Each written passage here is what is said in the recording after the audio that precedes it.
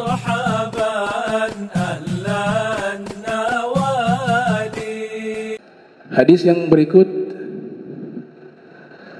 Rasul sallallahu alaihi wasallam bersabda, Isma'u wa ati'u wa in istu'mila alaikum habasyiyun ka'anna ra'sahu zabibah. Nabi bersabda, dengarkanlah dan taatilah.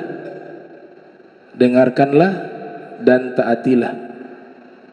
Pemimpin yang diangkat atas kalian walaupun itu orang Afrika, Ethiopia, Habasyun, ka'anna ra'sahu zabibah, walaupun kepalanya itu seperti kismis, kata Nabi. Ya. Perumpamaan lagi. Jadi ini Imam Bukhari luar biasa. Ya, meletakkan hadis-hadis Nabi yang isinya tamthil.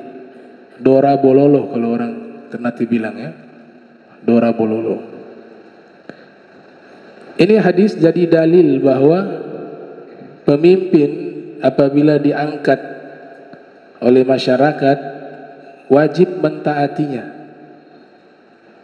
selama tidak memerintahkan kepada hal yang melanggar hukum Islam.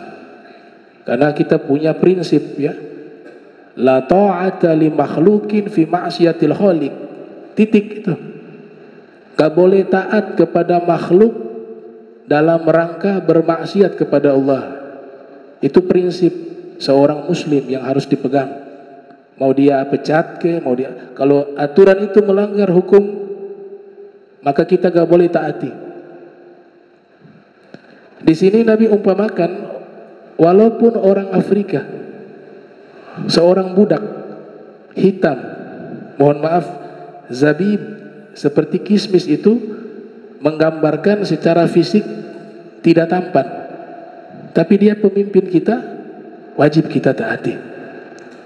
Itu maksud dari sabda Nabi sallallahu alaihi wasallam. Dikatakan di sini oleh Ibnu Battal. Ibnu Battal ini salah satu ulama yang mensyarahi kitab Sahih Bukhari. Beliau lebih dahulu mensyarahi Sahih Bukhari sebelum Ibnu Hajar, Ibnu Rajab Al-Hambali, Al-Imam Qastalani, Al-Imam Al-Aini dan ulama-ulama lainnya yang mensyarahi kitab Sahih Bukhari. Kata Ibnu Battal, sebenarnya dalam hukum Islam yang layak menjadi pemimpin itu orang Quraisy, suku Quraisy, sukunya Nabi. Coba perhatikan dalam sejarah Islam, Al-Khulafa'ur Rasyidun, Sayyidina Abu Bakar, Sayyidina Umar, Sayyidina Ali, Sayyidina Uthman, Sayyidina Ali, semua suku Quraisy. Daulah Umayyah, walaupun di antara mereka ada yang kejam, ada yang jahat, ada yang baik, ya, macam-macam karakter. Mereka semua suku Quraisy. Daulah Abbasiyah itu keturunan siapa? Keturunan Ibnu Abbas. Ibnu Abbas sepupunya Nabi, suku Quraisy. Qaddimu Quraisyah, dahulukan orang-orang Quraisy.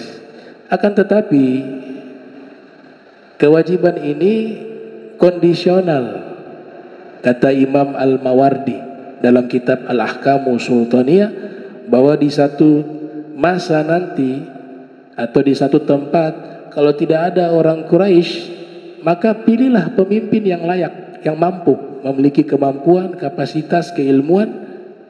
Yang penting dia muslim. Yang penting dia muslim.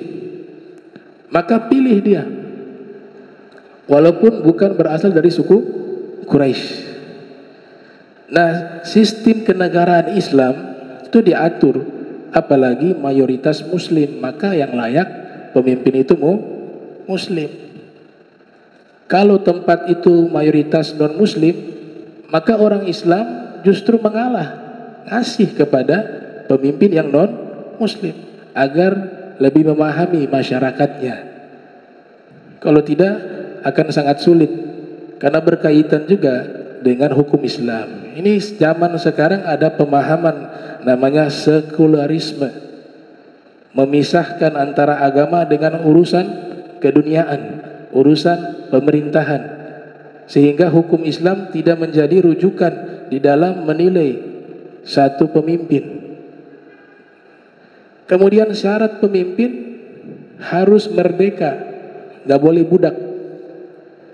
Di sini Nabi mengumpamakan orang Ethiopia sebagai pemimpin. Bukan Nabi melegalkan budak jadi pemimpin kaum muslimin, tidak. Tapi artinya seandainya pemimpin kita budak sekalipun, karena dia pemimpin, kita wajib taati selama perintahnya dia tidak bertentangan dengan hukum Islam.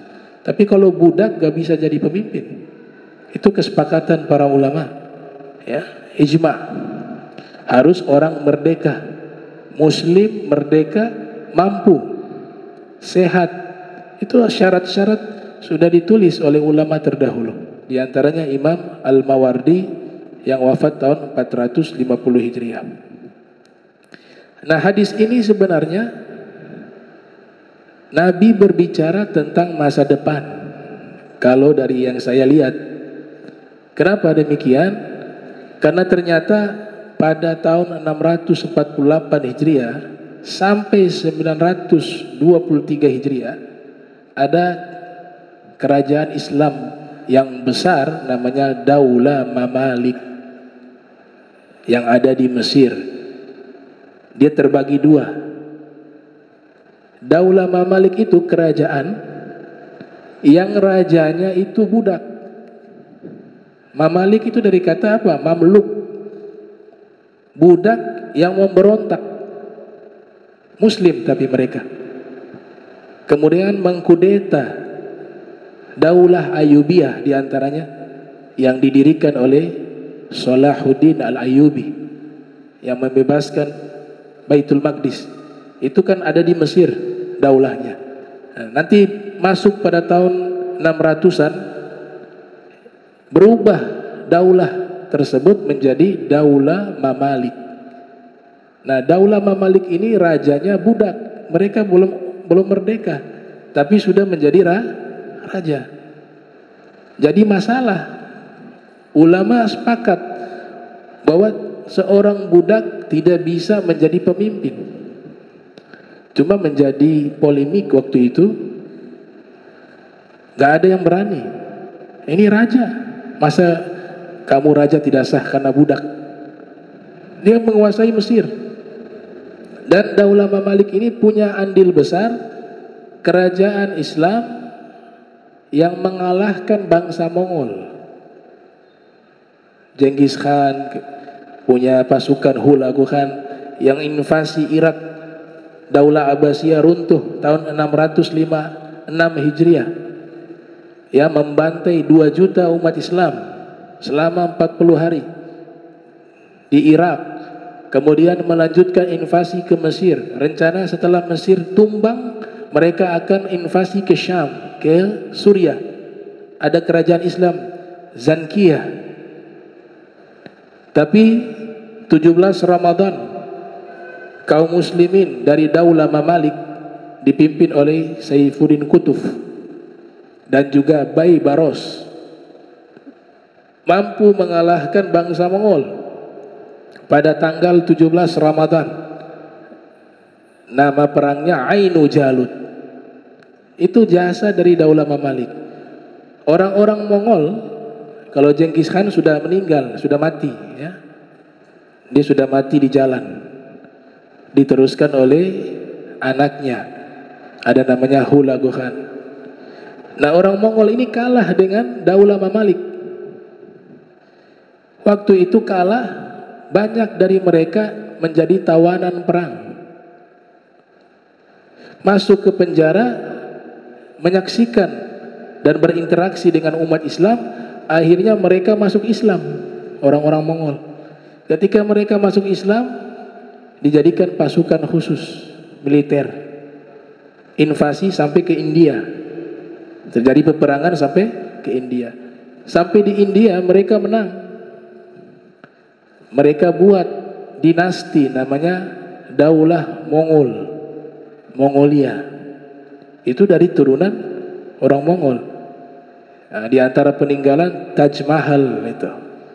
Itu kerajaan Islam dari turunan orang-orang Mongol yang kalah perang dengan daulah Mamalik.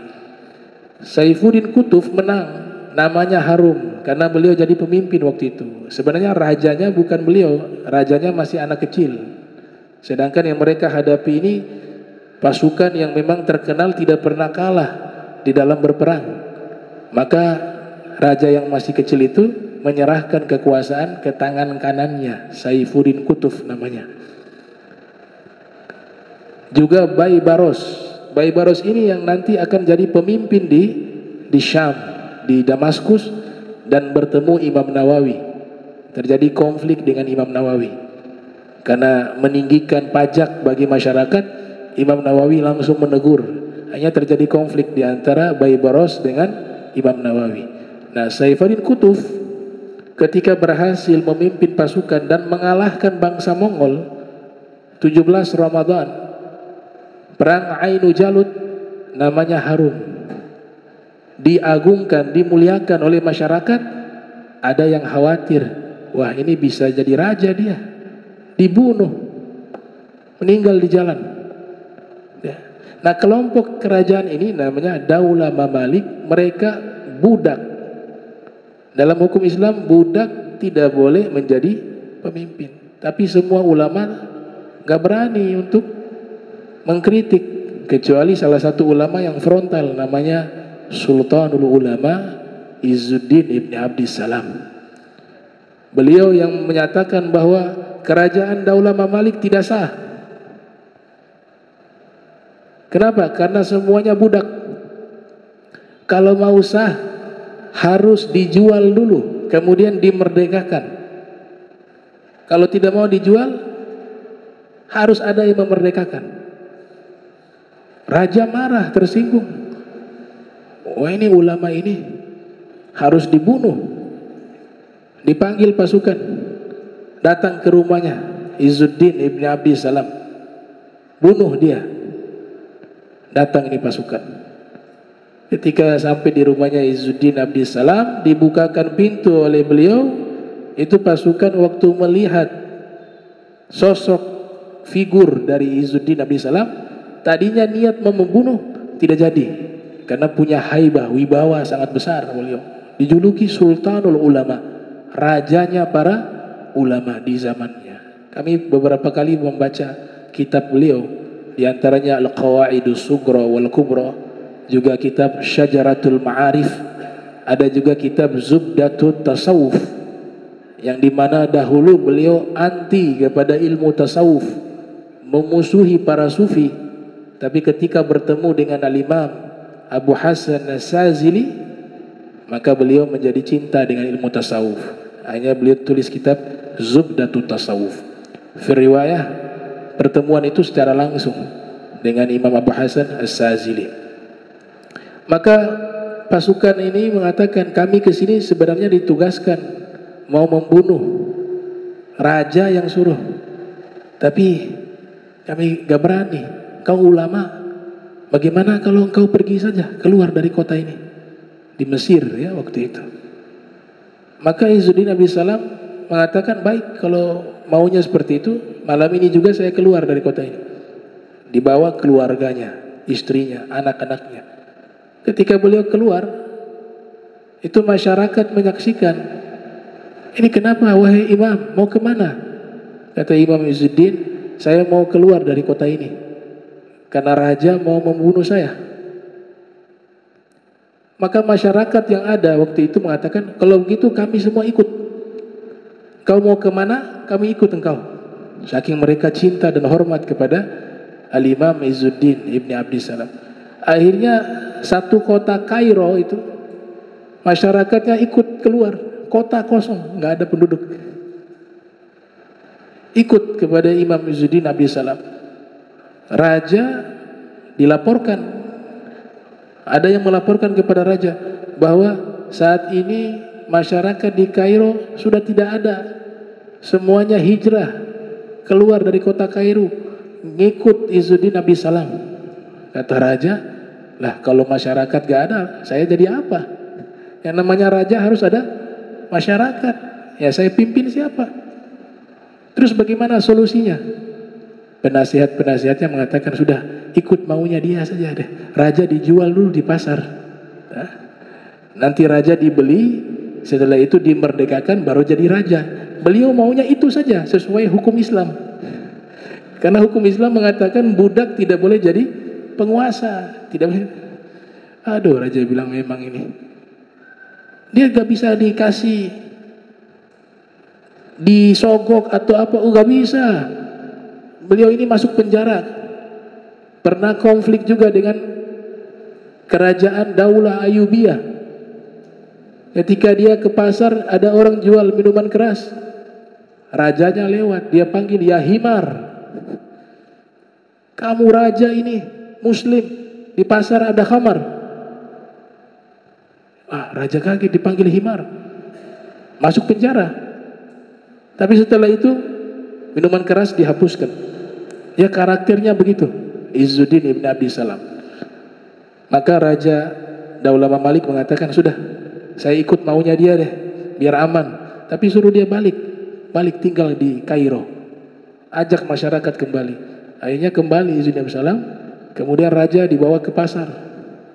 Ya, kan budak itu kan zaman itu memang jual beli. Nah, ini siapa mau beli ini budak nih? Ada yang beli. Kemudian dimerdekakan.